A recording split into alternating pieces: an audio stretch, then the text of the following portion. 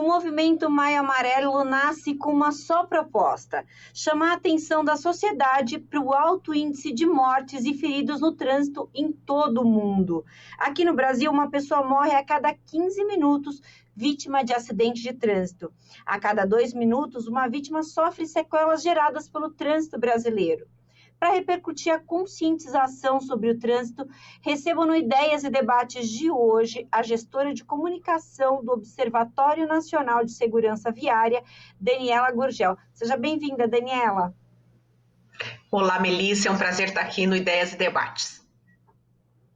Recebo também o diretor-presidente do Instituto Cidadão e especialista em trânsito e mobilidade urbano, Luiz Flora. Luiz, seja muito bem-vindo à Rede Alesp. Uma boa tarde, Melissa. É um prazer estar com vocês, debatendo com a Daniela Gurgel, nesse tema tão importante. É um prazer muito grande e uma boa tarde a todos os espectadores da TV Alesp. Obrigada, Luiz. Obrigada, Daniela.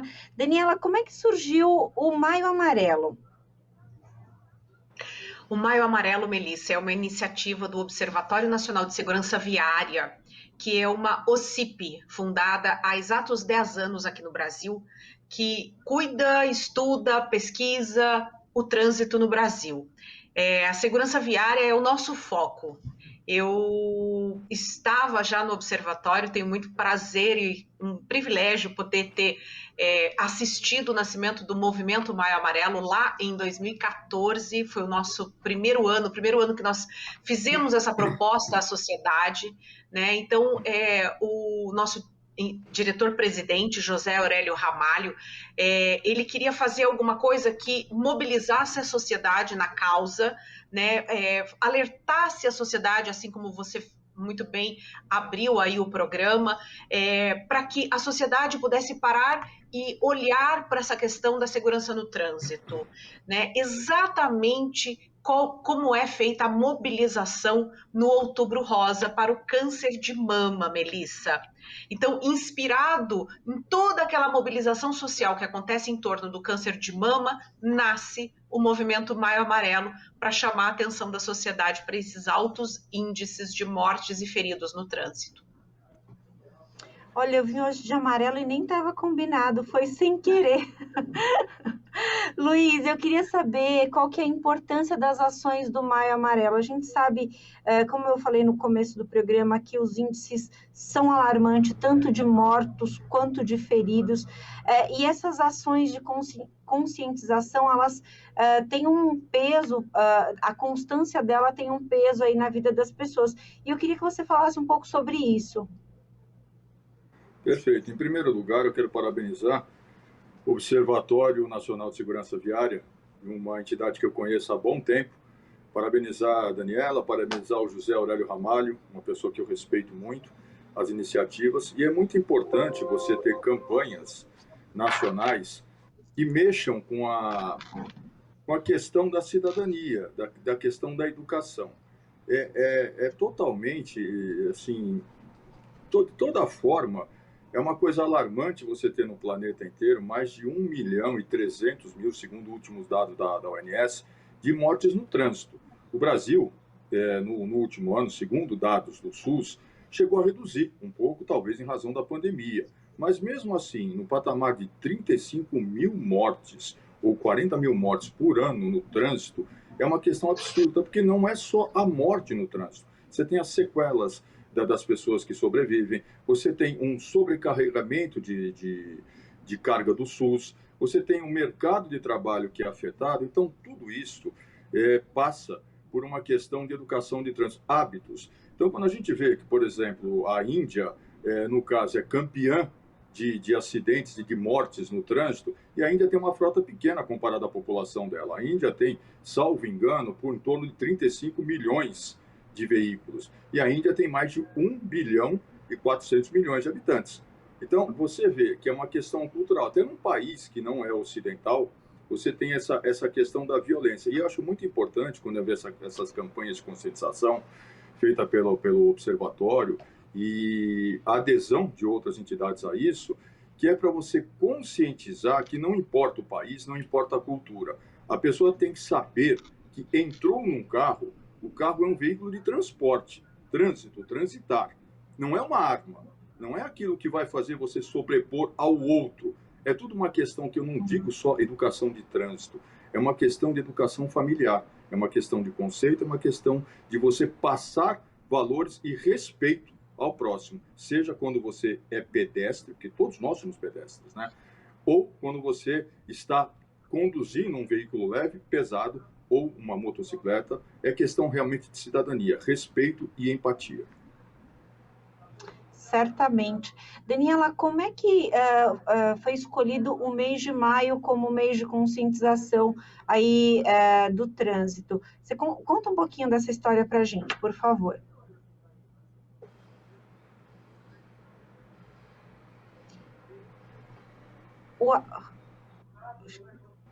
O áudio está fechado, Daniela. Desculpe. Bem, quando o nosso presidente fez a proposta que a gente precisava pensar em ter um mês exclusivo, né, um mês dedicado, um mês que realmente as ações fossem concentradas, a gente começou a procurar, né, que mês que seria esse, né, porque qual mês que seria o ideal ou o mês que tivesse algum significado, Melissa? Para a gente que trabalha com segurança no trânsito, a gente já tem no segundo semestre a questão da Semana Nacional de Trânsito, que é prevista pelo Código Brasileiro de Trânsito, o CTB, que acontece de 18 a 25 de setembro todos os anos. Essa é uma semana também dedicada a ações de conscientização, a uma mobilização em torno da questão da mobilidade urbana. Então, a gente já excluiu o segundo semestre exatamente por conta da Semana Nacional. Então, a gente começou a pensar no primeiro semestre. E aí, chegamos a maio pela seguinte condição. Foi em maio, foi no dia 11 de maio de 2011 que a ONU, a Organização das Nações Unidas, promulga a primeira década de ação pela segurança no trânsito.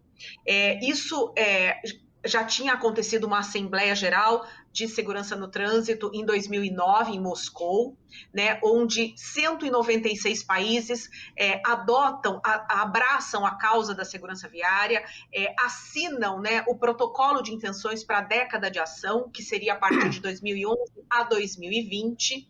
Então, nós escolhemos maio por ser o aniversário da década, o aniversário onde todos os anos a gente faz aí um balanço, né, do último ano, né, com relação à redução, à proposta da ONU de reduzir em 50% o número total de mortos e feridos em 10 anos. Nós encerramos a década o ano passado, essa primeira década, e começamos uma nova década também proposta pela ONU, visto que os objetivos não foram alcançados em 10 anos. Então, por isso que maio foi escolhido como mês da mobilização.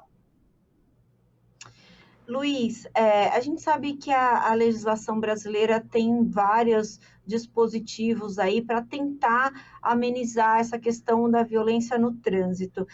A gente tem lá a lei seca, tem lá a lei da cadeirinha, enfim, uma série de legislações que ajudam a que a gente tente ter um trânsito melhor para todo mundo.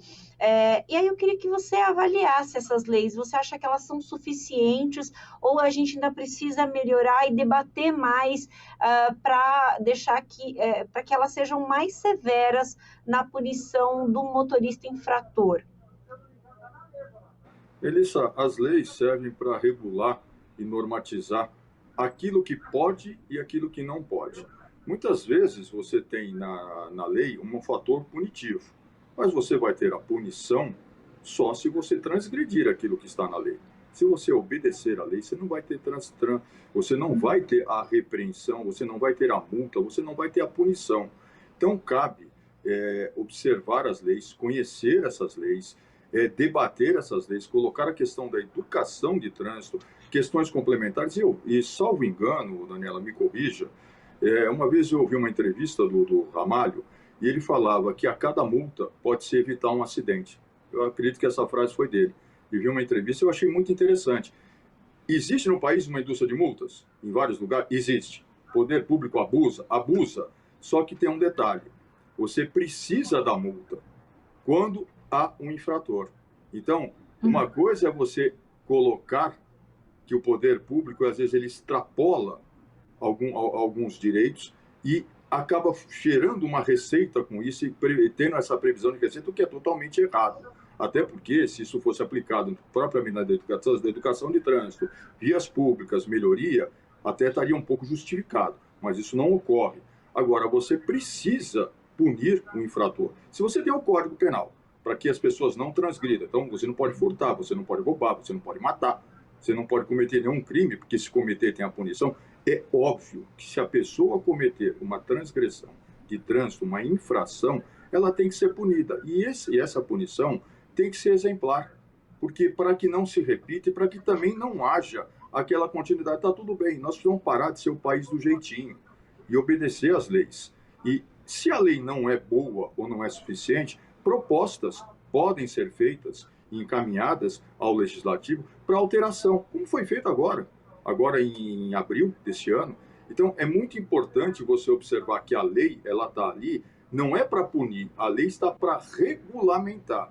Obviamente, quem não a cumpre está sujeito a uma punição. Mas eu volto a dizer, é sempre uma questão de educação e de se colocar no lugar do outro. Porque você, desrespeitando uma lei de trânsito, realmente você pode não só causar um acidente, você pode tirar vidas e perder a sua própria.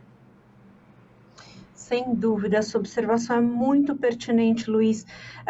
Uma vez que cabe ao motorista essa consciência de respeito ou não às legislações, né? A gente, se for olhar que cada um de nós, acho que nós todos somos motoristas, e aí, com certeza, se tem alguma infração ao longo da vida, são coisas muito pequenas.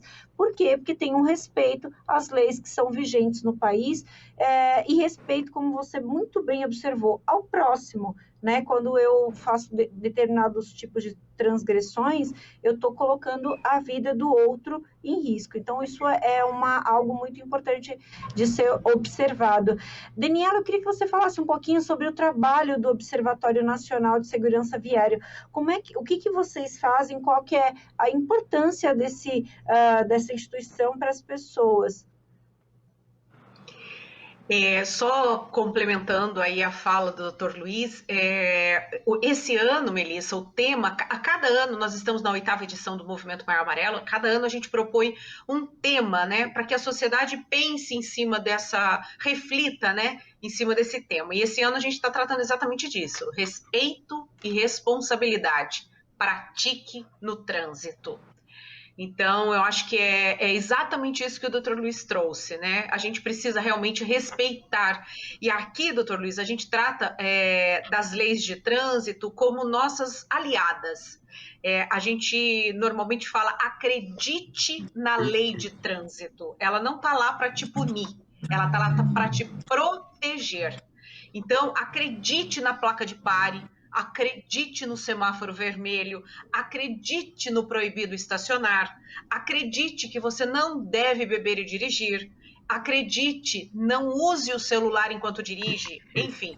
Você acreditar na lei, trouxer a lei para o seu lado, trouxer a lei como um aliado seu e não uma forma de punição, o entendimento ou o nosso ir e vir vai ficar muito mais fácil, muito mais leve. Bom, Melissa, respondendo a sua pergunta, nós somos um órgão de estudos e pesquisas, né? Aqui dentro do observatório, a gente trabalha com uma série de informações, compilação de dados oficiais, parcerias, criamos uma série de programas e projetos para quem entende a segurança no trânsito como uma responsabilidade social, né? Como muito bem pontuou o Dr. Luiz no início da sua fala, o acidente de trânsito não impacta somente a vítima, ela impacta a sociedade como um todo. Nós estamos aqui em São Paulo.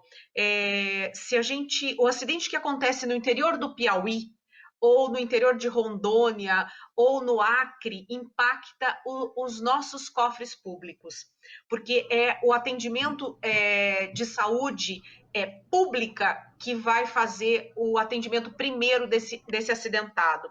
É na reabilitação da saúde pública que vai tratar esse reabilitado. Então, todo e qualquer acidente, independente de onde ele aconteça, ele impacta os cofres públicos de todos nós.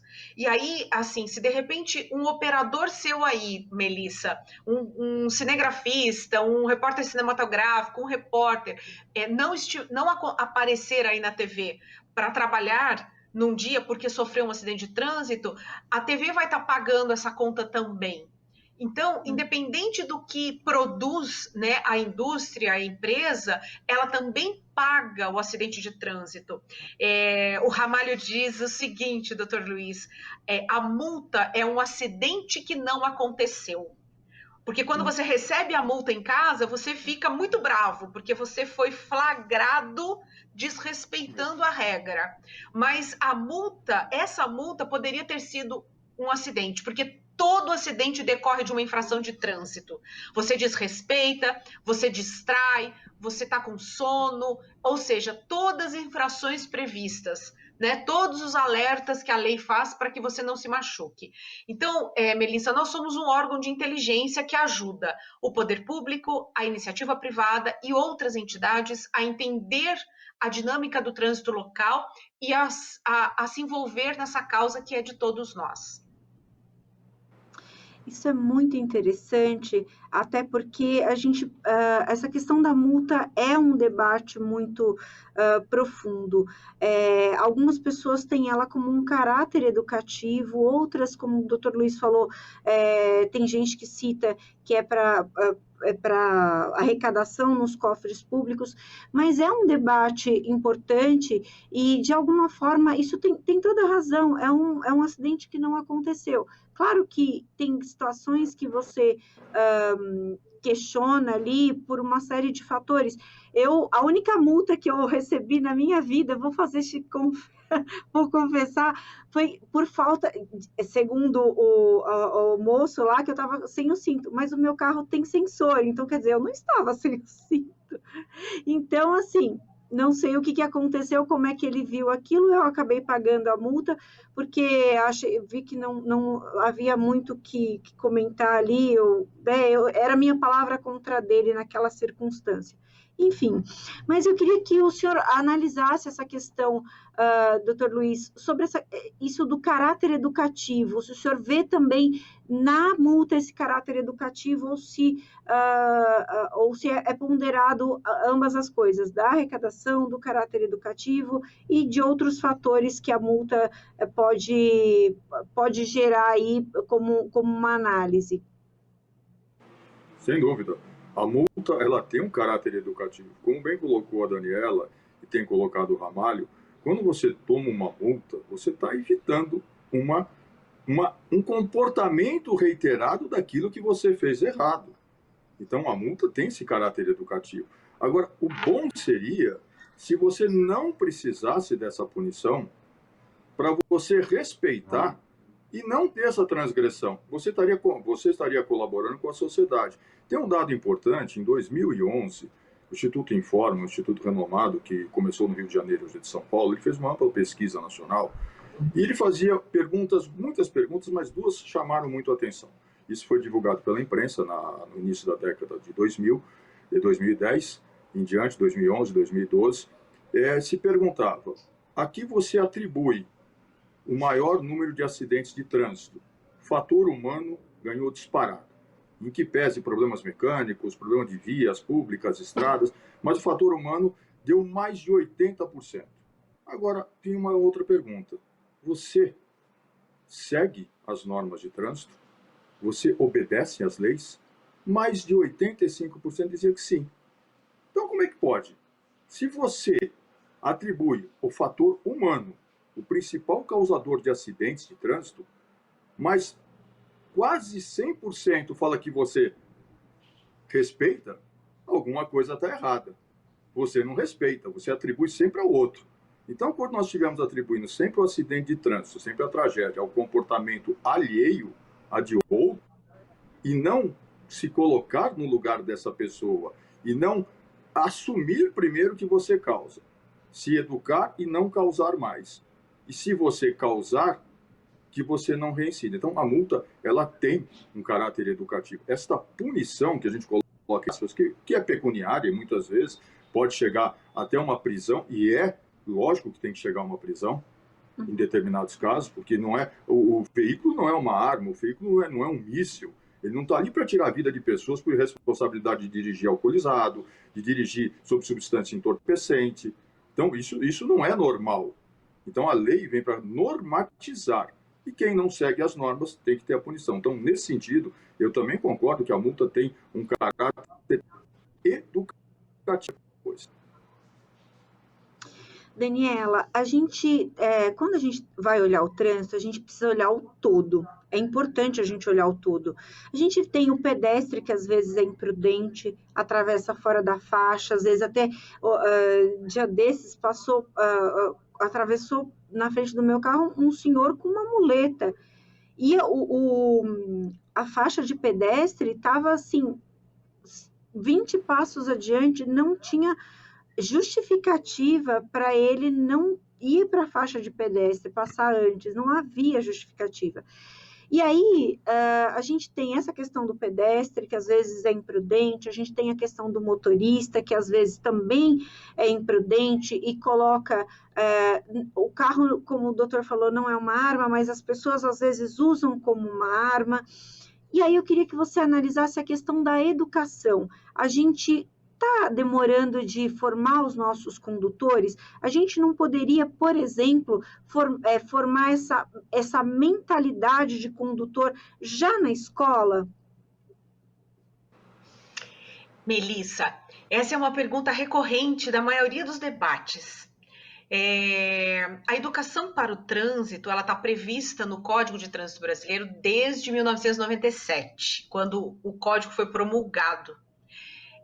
Então, na verdade, lá está previsto que a educação para o trânsito deve começar no ensino infantil e ir até a universidade, ou seja, passar por toda a formação, né, do cidadão, da escola formal, né?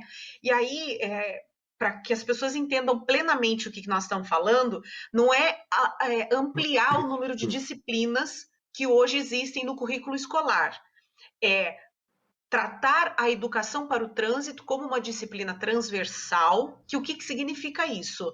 Enquanto você está ensinando, né, enquanto os professores estão ensinando língua portuguesa, vai ter lá conteúdos de trânsito. Quando você está ensinando geografia, vai ter lá conteúdos de trânsito. Quando você está ensinando história, matemática, física, química, tudo isso vai permear, né, em algum momento vai ter lá alguns elementos que levem esse cidadão que está se formando, né, entender da sua responsabilidade, né, enquanto um cidadão que transita. Todos nós transitamos, nós precisamos ir e voltar de algum lugar para N coisas. Então, é urgente e necessário que a escola, ela não é a única responsável pela nossa falta de urbanidade, né, enquanto transitamos, mas ela é muito importante que ela assuma também esse papel. Nós conseguimos, Melissa, entregar ao governo federal ano passado a coleção Educa, o programa Educa de Educação para o Trânsito do Observatório. Ele foi aprovado pelo Denatran, pelas câmaras temáticas de educação, foi para o Ministério da Educação, o Ministério da Educação aprovou toda a coleção, são 20 livros, são 18 livros do 1º ao 9º ano, livro do professor, livro do aluno, apresentação do programa e referencial teórico. Esse material foi doado para o governo federal para que ele comece a fazer essa distribuição e faça com que os professores entendam que eles também fazem parte deste processo de mudança de consciência. A gente pode lembrar rapidamente a questão do meio ambiente. Há 25 anos atrás, eu tenho 50 anos, eu não tive educação ambiental ou qualquer coisa de meio ambiente na minha formação, mas eu sou uma cidadã que recicla o lixo. Eu sou uma cidadã que jamais vai jogar um lixo na rua, porque eu entendo a importância da preservação do meio ambiente. Por quê? Porque eu acompanhei esse processo, mas as gerações que vieram depois de mim, elas sim conhecem de meio ambiente, de ecossistemas, de ecologia, enfim, de toda a questão ambiental por conta da escola. Então, a escola faz parte desse processo. Isso é um primeiro ponto, Melissa. O segundo ponto é a formação do nosso condutor na autoescola.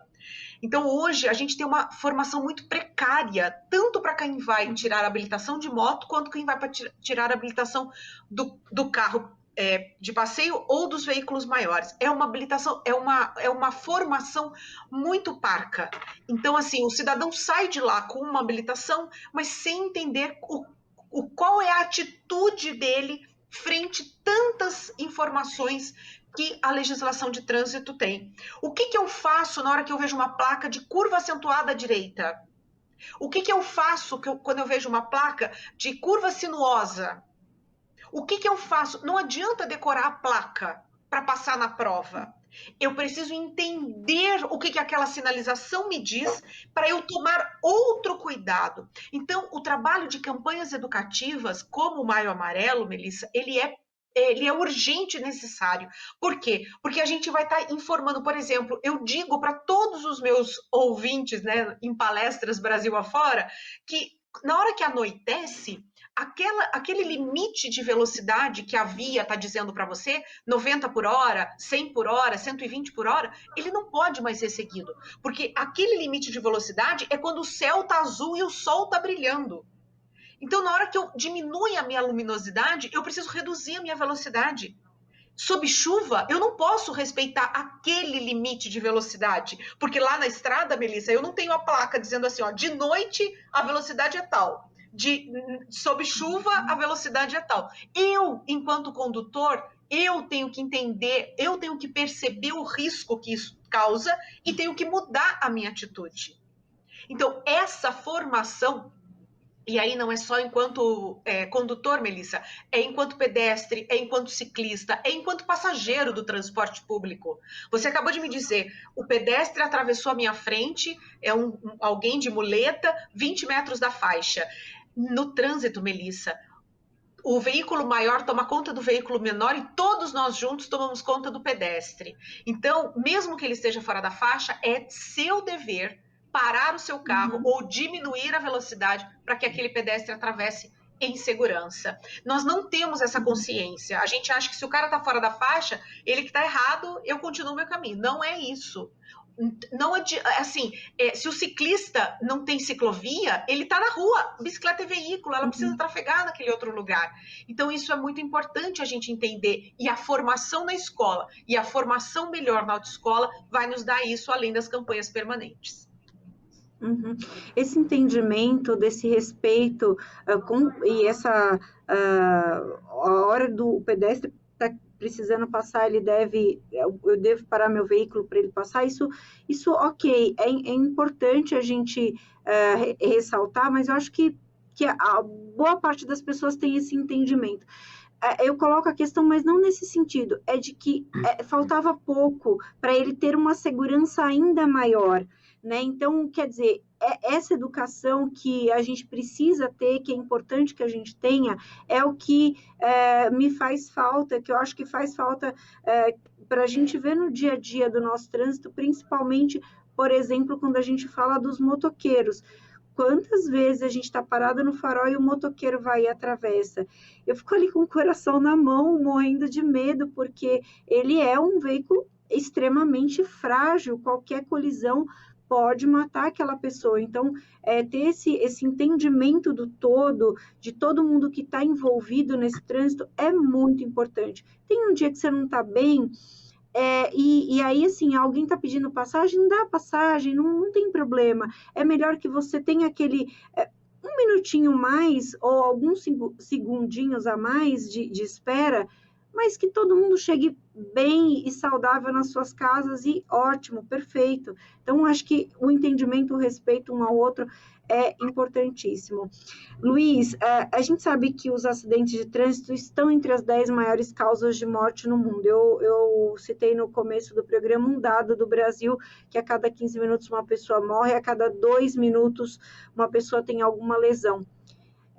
Como a gente já falou no programa, isso traz um impacto para todo mundo que está envolvido, um impacto financeiro, um impacto social, um impacto, a gente pode dizer, até sentimental, porque a gente perde muita gente que poderia continuar aí conosco em função de imprudência.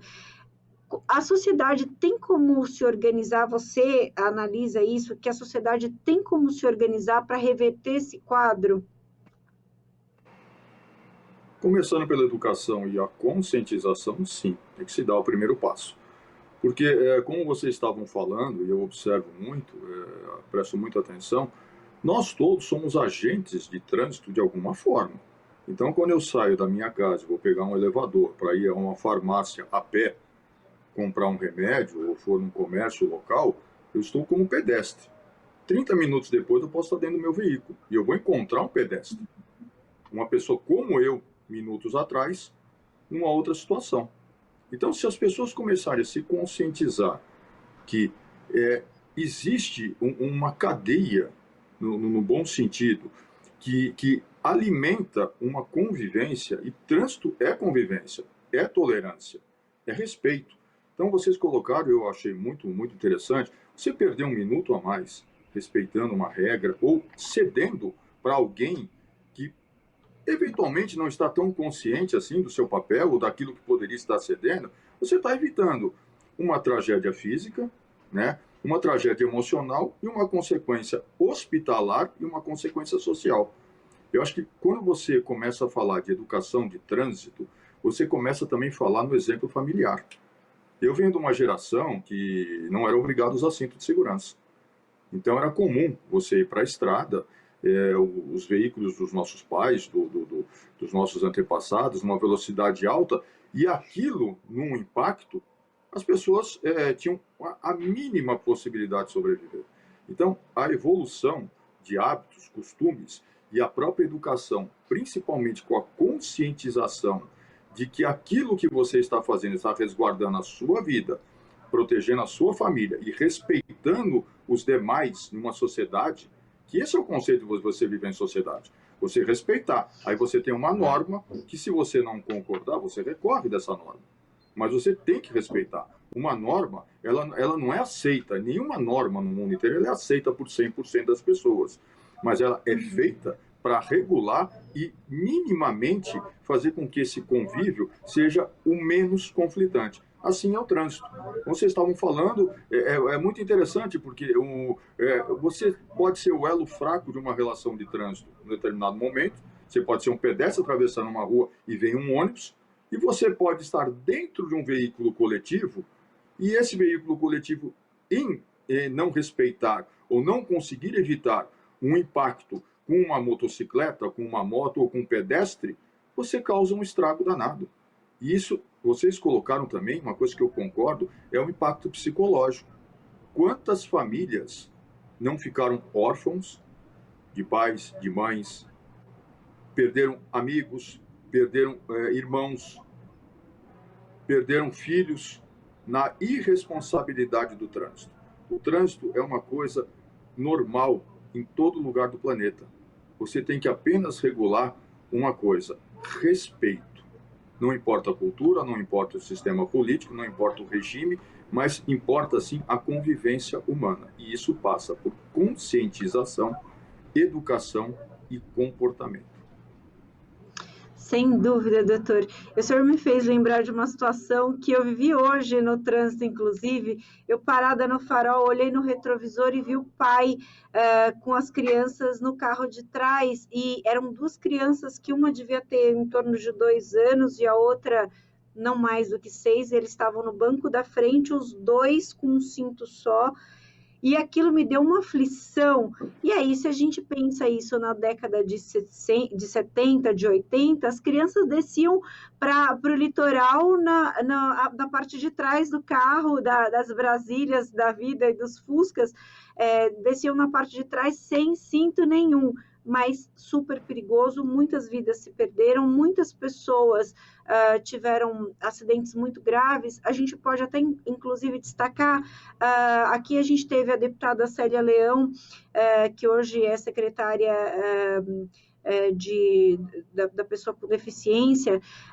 A deputada, a ex-deputada, ela teve um acidente de trânsito, se eu não me engano, quando ela tinha 18 anos, ela estava com os pés no painel, e o companheiro dela, acho que o esposo dela, na época era namorado, deu uma batida no carro da frente, não foi nenhuma batida forte, foi uma batida fraca no carro da frente, e ela teve uma lesão permanente na coluna. Então, quer dizer, tudo isso a gente vai aprendendo com o tempo. Infelizmente, algumas pessoas ainda continuam fazendo dessa forma, o que traz um risco e pode trazer uma consequência aí, não só para pessoas em si, mas como para o poder público, como a Daniela bem observou. Então, quer dizer, a gente ter esse olhar para tudo, observar, mas antes fazia e não dava nada, dava sim.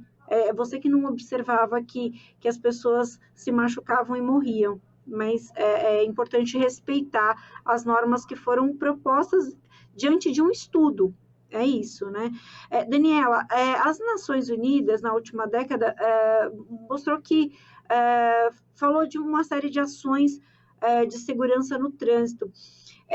Você acredita que o objetivo dessas resoluções foram concluídas ao longo desses últimos tempos? Você acredita que é necessário ainda mais, não só das Nações Unidas, mas como, acho que da ação individual também? Melissa, na verdade, assim, quando a ONU propõe a década lá em 2009, promulga em 2011, ela traz 5 pilares, né, para que os países se concentrem nesses 5 pilares, para que mude a realidade atual do trânsito, né?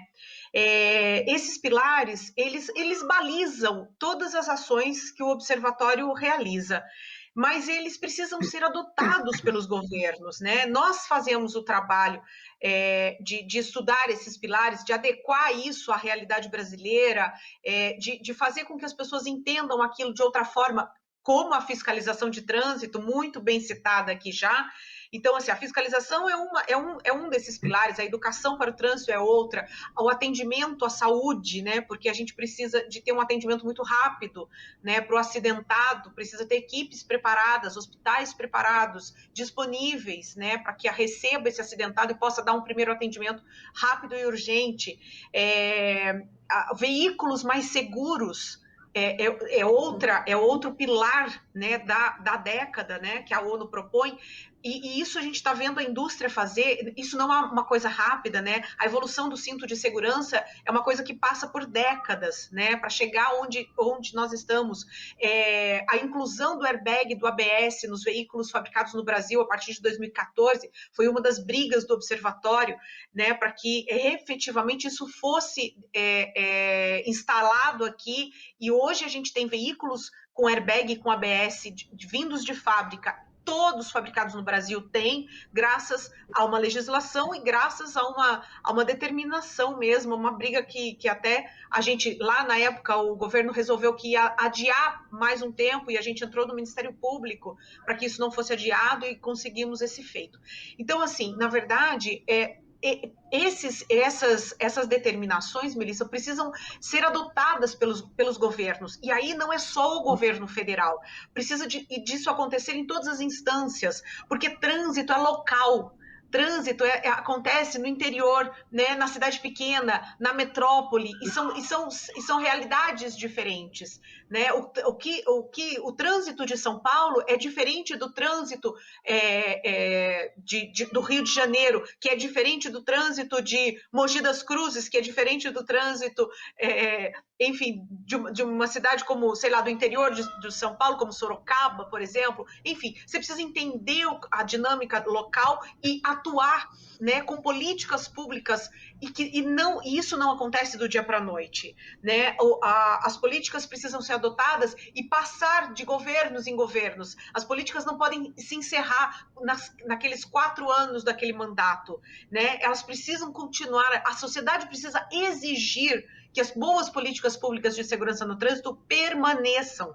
A gente vê aí desmontes, né? A gente tem aí algumas cidades que tinham uma estrutura há 8, 9, 10 anos atrás, muito interessantes, né? Até de estatísticas, porque o número ele é um indicador, né, de quantos acidentes acontecem, quantos são de acidentes leves, acidentes graves, acidentes fatais. Você precisa conhecer, você precisa saber onde eles acontecem, que horas eles acontecem, quais são os atores envolvidos aí, se é acidente com moto, se é acidente com pedestre. Para você ter uma ideia, há 10 anos atrás, o Brasil matava mais quem andava a pé. Não era quem andava de qualquer veículo motorizado. Então, o cidadão que andava a pé de 2008 para trás, andar a pé era o mais perigoso no nosso país. Então, você precisa entender esse cenário para você atuar, né, com políticas públicas que realmente perpetuem. Não é de um dia para o outro e não podem durar 4 anos. Então, isso precisa ser realmente abraçado e ir para o gabinete, e não só para a secretaria. Sim, com certeza. É importantíssimo isso que você observa, que essa política pública ela tem que perdurar. Isso é muito importante, até para que as pessoas também tenham essa consciência. A história, assim, para dar um exemplo muito simples, é a história da cadeirinha. Eu jamais deixaria um filho sem a cadeirinha, independente da lei. Eu jamais deixaria, mas eu entendo, é muito, muito claro que a cadeirinha, ter a punição para quem não ter a cadeirinha é uma forma educativa, como a gente falou anteriormente, e precisa ter, é importante ter. Então, quer dizer, fazer essa análise como um todo é bem importante para que a gente consiga reduzir cada dia mais, não são pequenas ações, mas no passo a passo até chegar numa redução significativa. Uma dessas leis que ajudam nisso é a Lei Seca. A Lei Seca, desde que ela foi criada, foi uma lei que foi sendo aprimorada ao longo dos anos. Luiz, eu queria que você falasse um pouquinho sobre essa lei, se você acha que ao longo desses 13 anos que existe a Lei Seca, o que ela sofreu de mudança foi bacana, foi significativo, e se você vê que ela tem ainda algo a melhorar, a mudar, a aprimorar em termos de punição e de efetividade. Olha, a lei seca, como toda lei que vem para educar e mudar comportamentos, ou corrigir, melhor dizendo, comportamentos errados, ela foi muito bem elaborada, sendo aplicada, mas há uma questão que precisa ser colocada, e foi colocado aqui já por vocês. O Brasil, é um país de dimensões continentais. O trânsito é regionalizado. Realmente, uma questão do trânsito no sul do país, onde você vai ter uma frota talvez maior de veículos pesados, você vai ter no Nordeste uma frota enorme de motocicletas. E quando você vê no Nordeste uma matéria que passa, quando você constata isso em loco, que em algumas cidades do interior do Piauí, do Maranhão, do Ceará, os pais transportam crianças junto com um bujão de gás sem capacete numa motocicleta. Aí você fala, a lei seca, ela é até branda demais. Por quê? Ela traz uma punição para aquela pessoa que dirige alcoolizada. e vai gerar um acidente. Se ela não se machucar ou prejudicar a sua família, inevitavelmente a chance dela machucar alguém e até ceifar uma vida é muito grande, por causa da irresponsabilidade. E olha, tudo é uma questão de consciência, porque você pode beber, você pode sair, você tem hoje modais de transporte, você tem transporte público, você pode levar uma pessoa que não beba, você tem aplicativos, você tem táxi. Ninguém está impedindo a pessoa de beber moderadamente. Agora, carro, direção, moto e bebida não combinam. Então a lei seca é uma questão comportamental, precisa ter até alguns ajustes daqui para frente. Eu acredito que ela tem que ser um pouco endurecida em relação a certas situações. Alguns agravantes têm que ser colocados na lei seca, mas a questão também é de você fazer um mapeamento. O Brasil carece de pesquisa, de mapeamento sério. Isso, quando eu digo, é na questão governamental. Se nós estamos com uma dificuldade até em realizar um censo, que era para ser feito em 2020, em que pese que era pandemia, mas em 2021 não será realizado e talvez seja realizado em 2022, mesmo tendo que ser judicializada essa questão, você precisa de dados para você poder trabalhar. Você precisa mapear e ver aonde você tem necessidade de ter uma fiscalização mais efetiva, mais dura e que traga resultados. Você vai trabalhar em cima de números, comportamentos. A lei seca, ela veio para ficar e para ser aprimorada. E só colocando juntamente no exemplo da cadeirinha, no contexto da cadeirinha e no contexto do cinto de segurança, quando veio a lei seca, mas eu também não pensava nisso, que na década realmente, Melissa e Daniela, de 70, 80, na década de 60, as pessoas dirigiam embriagadas, com criança realmente na parte de trás, uma variante de uma Brasília, de um Fusca, né, eram os carros mais populares da época, e a 120, 180. Tá? E uma questão que foi colocada também pela Daniela, que eu acho muito importante, são as condições de trafegabilidade da via.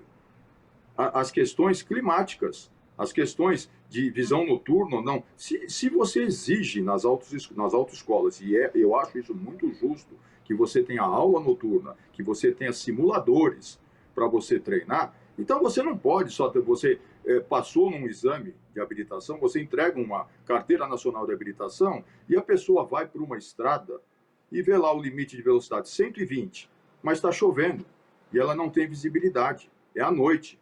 Então a prudência, ela fala antes, mas aí a pessoa vai falar assim, mas eu estava respeitando a lei. Se aconteceu o acidente, eu estava dentro dos parâmetros legais, mas o parâmetro legal é um norte para você seguir. Mas você tem que ter a consciência de que nem sempre você pode ir ao limite da própria lei, da própria tolerância. Então é um trabalho de conscientização.